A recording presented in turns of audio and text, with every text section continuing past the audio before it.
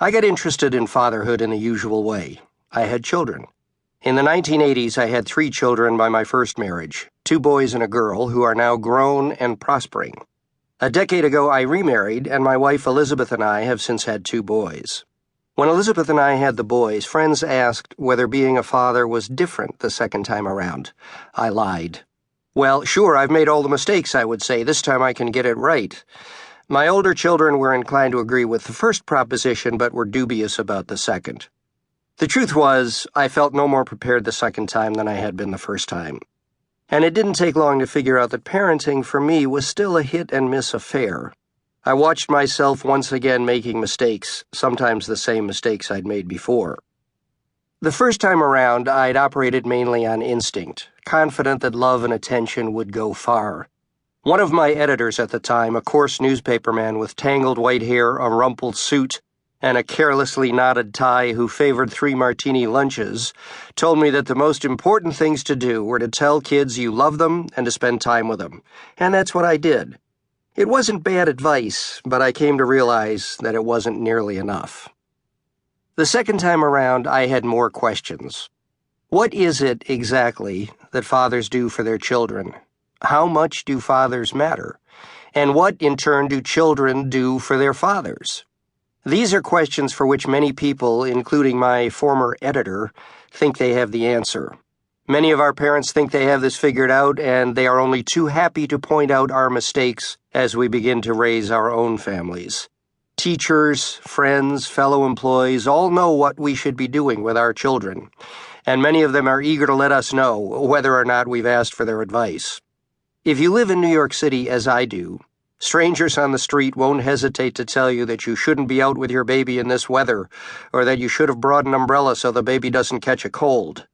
The link between using an umbrella and catching a cold is a scientific question I'll leave for another book. We see this not only in our friends and acquaintances, but also in celebrities and popular culture. When Alex Rodriguez of the New York Yankees was suspended for using illicit drugs to boost performance, he blamed his fall on his father's desertion. The event that makes him so remote, so rudderless, took place when he was 9 when his father disappeared, George Vesey wrote in the New York Times.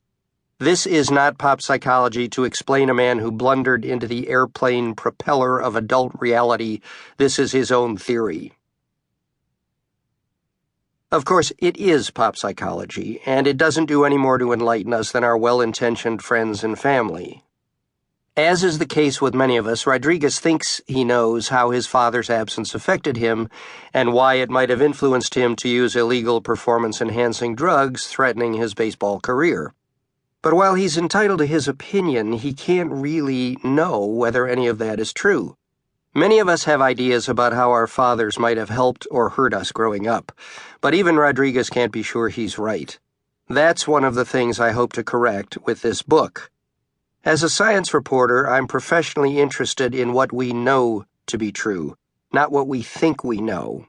Much of my work as a journalist has had a single aim: to replace stereotypes and half-truths with what scientists have discovered to be true. When I plunged back into fatherhood for the second time, I thought it would be useful to apply that same rigor to our beliefs about fathers. The more I began to question what I knew, the more I found to question. Is infant bonding limited to mothers? Do fathers contribute to their kids' language development? How do fathers affect children's performance in school? Do they have any influence over their teenage children? And do older fathers, as we've seen in the news, pose a risk to their children?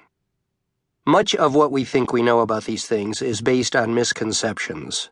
It's long past time to clean out the attic, get rid of these myths, and take a good look at what researchers are learning about fathers and their children and families. The short answer is that fathers are vastly important in their children's lives in ways that both scholars and parenting experts have overlooked. For a long time, until women began entering the workforce in bigger numbers in the 1960s and 1970s, fathers had a valuable and often overlooked role to play in the family. They brought home the paychecks that housed and fed their families and provided a little extra for dance lessons, Little League uniforms, and bicycles for the kids. And while bringing home a paycheck might not seem like the most nurturing thing a parent could do, it was vitally important. Nothing